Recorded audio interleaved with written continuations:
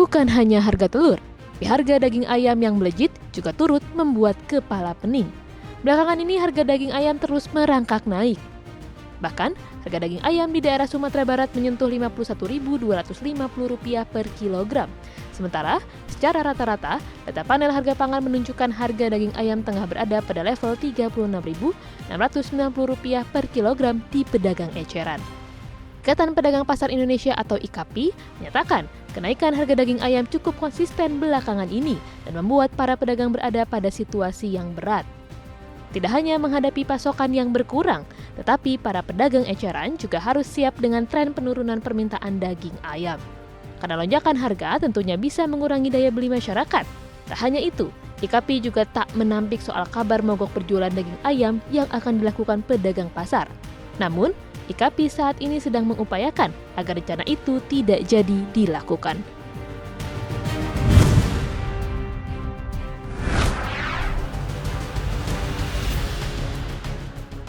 Kabar impor kereta rel listrik atau KRL bekas mulai menemui titik terang. Terbaru, sebanyak 12 rangkaian kereta yang akan diimpor oleh PT KCI, kabarnya hanya tinggal menunggu restu Menko Kemaritiman dan Investasi Luhut Binsar Panjaitan. Wakil Menteri BUMN 2, Kartiko Wiroatmojo mengatakan, bisa impor darurat KRL bekas diperlukan 1 kali lagi rapat terakhir dengan Luhut dan ditargetkan akan diimpor pada tahun ini. Tiko pun mengungkapkan alasan mengapa pihaknya ngebet untuk mengimpor KRL bekas, alasan yang paling utama adalah jumlah penumpang KRL yang tumbuh signifikan. Tiko juga menyebut rencana impor KRL bekas ini sebagai solusi jangka pendek untuk menunggu produksi transit baru oleh PT Inka yang ditargetkan baru rampung pada 2025.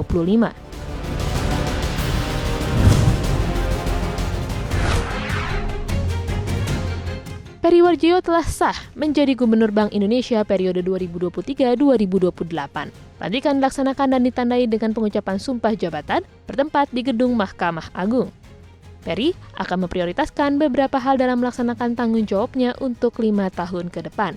Di antaranya adalah memperkuat bauran kebijakan BI dengan pemerintah, penguatan kelembagaan dan kepemimpinan BI, hingga mempercepat penerbitan rupiah digital di Indonesia. Peri mengklaim, selama periode pertama 2018 hingga 2023, begitu banyak capaian yang berhasil diperoleh oleh BI di bawah kepemimpinannya. Salah satunya adalah menyelamatkan Indonesia dari krisis pandemi COVID-19. Oleh karena itu, sinergi dengan pemerintah dan otoritas terkait akan semakin diperkuat pada 5 tahun ke depan.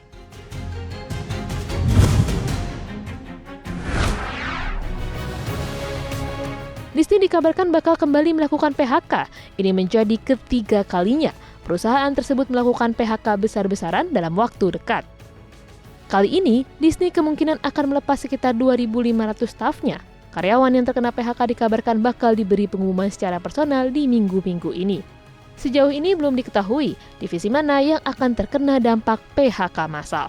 Namun yang jelas, langkah PHK kali ini diyakini menjadi yang terakhir dan akan diumumkan langsung oleh CEO Disney, Bob Iger, dalam waktu dekat.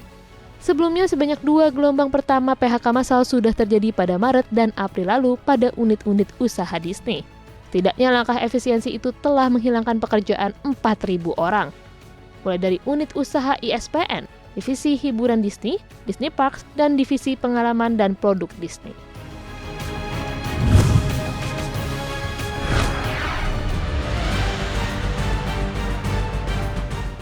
Alibaba Group Holding dikabarkan bakal melakukan PHK. Kali ini dilakukan pada unit cloud Alibaba yang berencana melantai di bursa. Jumlah karyawan yang dipangkas mencapai 7% dari total pekerja di unit cloud. Bahkan unit ini juga dikabarkan sudah mulai menawarkan pesangon kepada karyawannya kendati belum diketahui besarannya.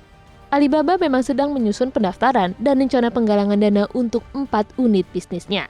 Sebagai bagian dari rencana, layanan cloud-nya yang disebut-sebut menjadi paling besar di China juga dijadwalkan akan mendaftar ke bursa saham tahun depan. Pengembangan tersebut merupakan bagian dari pengumuman Alibaba awal tahun ini tentang rencana restrukturisasi menjadi 6 unit.